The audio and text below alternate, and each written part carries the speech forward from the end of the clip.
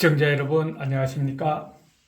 오늘은 2022년 6월 19일 낮이 가장 길다는 하지절기를 이틀 앞둔 6월의 세 번째 일요일 아침 리더십 TV 144번째 시간은 성종 임금의 법도 정치에 관한 이야기를 같이 한번 공유해 보고자 합니다.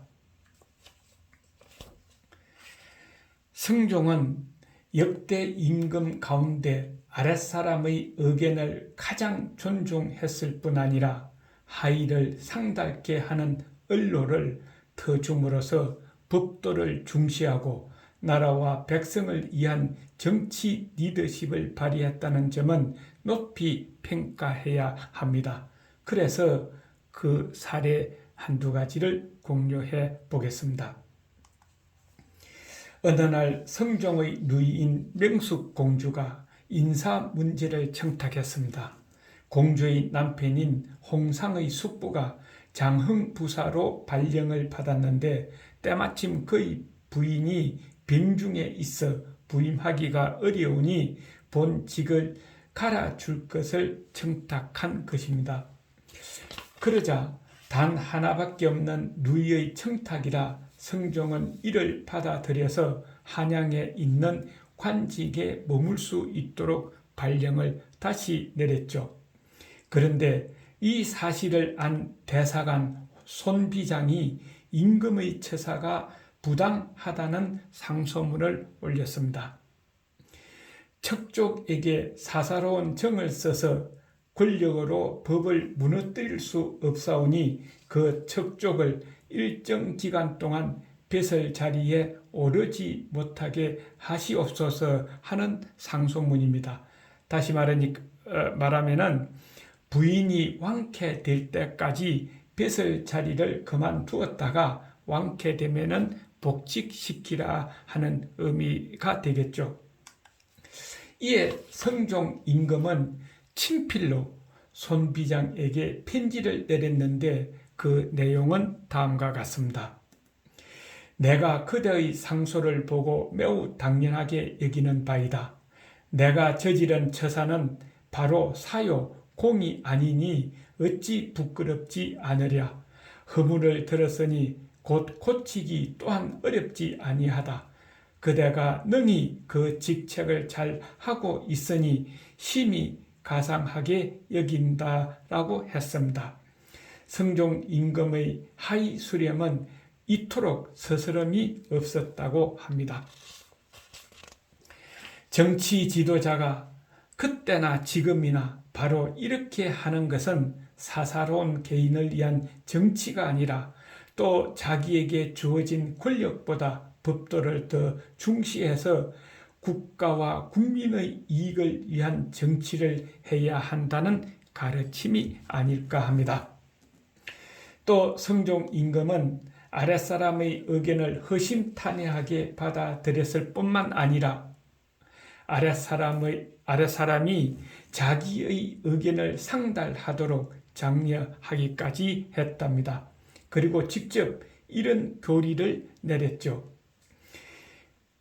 과감하게 간하여 임금을 바른 길로 인도하는 자를 일러 고든 신하라 이르고 비만 맞추느라 잘한다고 칭찬하는 자는 아첨하는 신하라 이르는 것이다 했답니다. 모든 신하들 앞에서 이렇게 이야기를 해놓았으니 누가 아첨을 하겠느냐 하는 것이죠.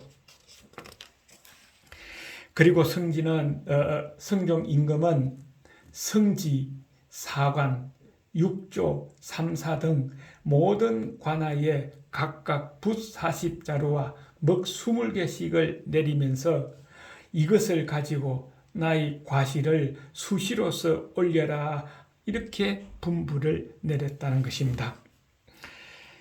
이 사실에 대해 성호 이익이라는 실학자는 다음과 같이 자신의 의견을 남기기도 했습니다. 임금이 신하에게 바른 말을 구하는 정성이 이 지경에 이르면 그 붓과 먹을 받은 자가 비록 말을 하지 않으려 해도 마음이 스스로 편하지 못할 것이요. 또 아첨하는 말을 하려 해도 마음 가운데 부끄러움이 생길 것이니 현명한 왕도의 발상이 아닐 수 없다라고 했다는 것입니다. 그러했기에 임금의 주변에 비리가 자유롭게 고발되었고 임금도 후련하게 그 비리를 척결할 수 있었다고 합니다. 그 사례 하나가 이런 것입니다. 성종 임금의 외척으로 배설이 성지인 사람이 있었는데 수입 고급 향나무인 자단향으로 집을 지었다는 소문이 임금 귀에 들어오게 되었습니다. 그래서 성종 임금이 본인을 불러 그 사실 여부를 확인하는데 본인은 왕강이 아니라고 부인을 했죠. 그러자 성종 임금은 옆에 있는 신하와 내시를 보내서 확인해보고 오라고 했습니다. 돌아온 신하와 내시는 자단향 나무로 집을 지은 것이 맞다고 보고를 했죠. 그리고 성종은 그 사실을 외척인 그 본인에게 확인시키고는 그 자리에서 병이 있어 요양한다고 핑계를 대고 궁을 떠나면서 그 외척을 처벌하라고 명을 내렸습니다. 그리고 그 외척의 사형 집행이 끝나자 병이 다 나았다고 하고 황궁하였죠. 그것은 대비가 용서를 청할 것을 염려하여 병을 핑계하고 잠시 궁을 떠나면서 하명을 내린 것입니다. 그만큼 법도를 중요시했다 하는 것이죠.